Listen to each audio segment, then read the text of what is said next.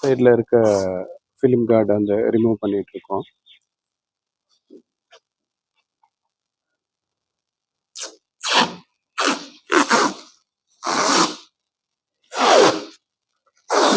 Fix பண்ணுறதுக்கு முன்னால் inner சைடில் இருக்கிறத வந்து ரிமூவ் பண்ணிடணும்.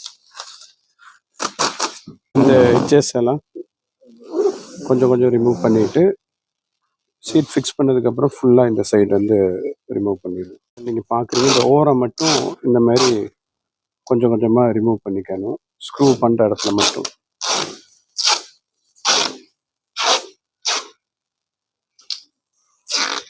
அதே மாதிரி இந்த மேல் பகுதி, அதே மாதிரி கீழ் பகுதி, அப்புறம் இந்த